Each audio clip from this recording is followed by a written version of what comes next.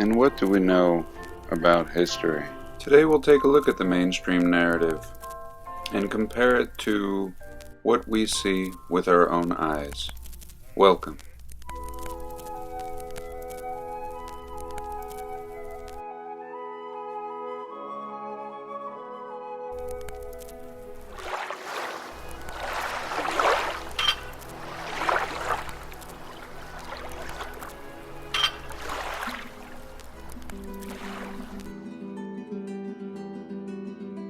Recently, somebody sent me an article talking about the possibility that they may stop teaching history in school.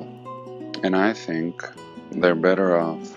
Everything they've taught us seems to be a complete lie, an indoctrination in order to get us to behave in a certain way. Today we will explore the history of mankind.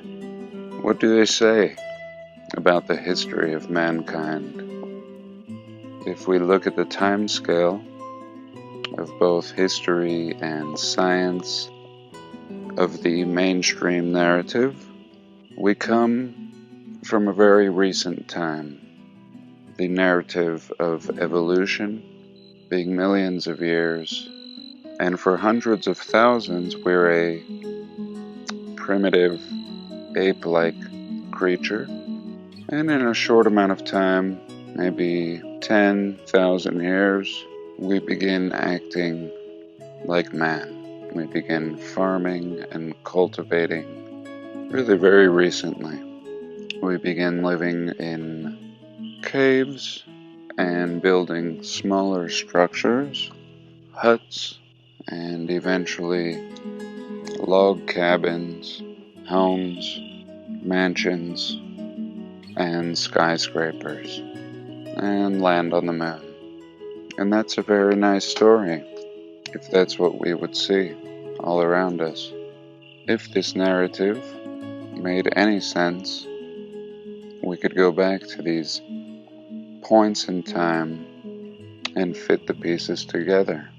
But that does not seem to be what we see. What do we see?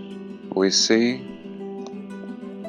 that the further back we go to mankind's history, the more glorious the architecture and style of construction.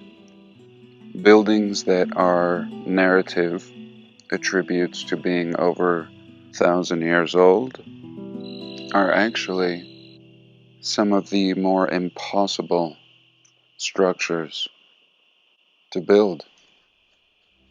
Structures that we're unable to replicate today, such as the Great Pyramids and the massive ruins of Baalbek, just to name a few. And what else do we see? Everything that we see under our oceans are also ruins from a time when the waters did not lay on these cities. And now this is exactly what we see. Glorious cities lying underwater from a time much older than anything we research on the surface, and moving forward to something a little more conceivable for us to wrap our heads around. We begin to look at the 18th and 19th century, and the buildings and architecture are now smaller than what we see from the ancient world, but still massive in comparison to what we create today. And using building methods that do not line up with the means that the people in that time period had available to them. Massive columns, enormous, overdone spires and monuments before the supposed invention of the crane, still using the horse and carriage as a means of transportation we are led to believe that these people constructed everything that we see in the 18th and 19th century. A very limited population seeming to waltz into these cities and take over after a plane-wide extinction event. And again, we've hypothesized where these people come from, and we do see, if we can believe anything in the historical narrative, a shuffling of people and orphans all throughout this realm, from country to country. And if you trace back any lineage, eventually you get to a great grandparent or two, and you have orphan, seeming to just arrive on the scene. And I've hypothesized that these orphans may have been introduced to the World's Fairs, and the World's Fairs actually being something else, some sort of introduction to these new inheritors of this realm. Were they simply kept safe underground or in another part of this realm, safe from the last reset? Or were they manufactured? A more modern Adam and Eve kind of story. Perhaps a little more like a test tube baby, grown from scratch, or even some less sinister type of breeding program, where they were finished off in these incubators, which were all the hype in this time period, and helped facilitate the repopulating of the realm. And finally, we see a people, once we have a photographic record, which really begins in the 1850s, where we have good, dependable pictures. And what we see is a world that is already created. The most beautiful images of the prior civilization coming from this earliest photographic record. And the more the photographs continue, slowly the buildings and architecture begin to dwindle, being demolished and replaced with less than comparable in beauty and quality.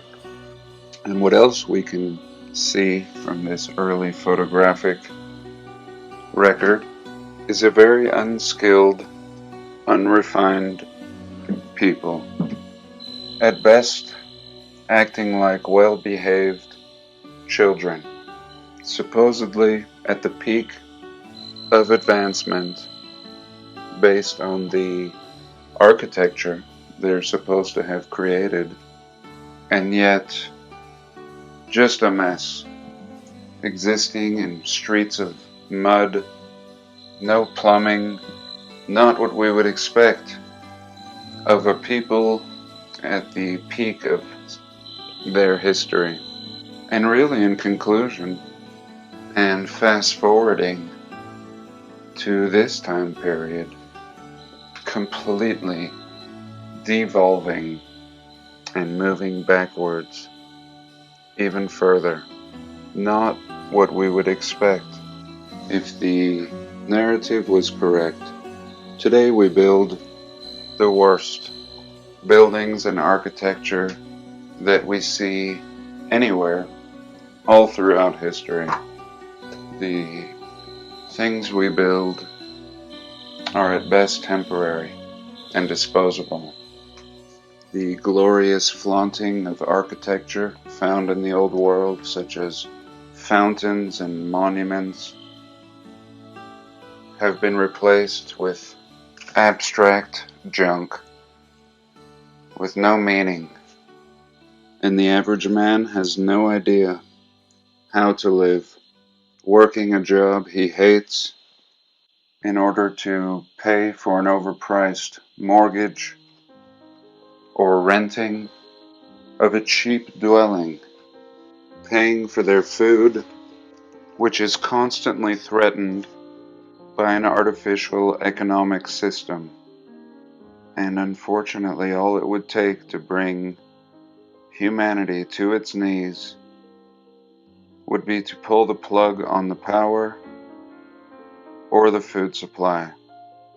The complete decline of a civilization is what we see. Unable to house, clothe, and feed themselves. If the power structure that they so despise were to pull the plug and stop providing for them. And this appears to be a snapshot of our history. And what does it really take to survive?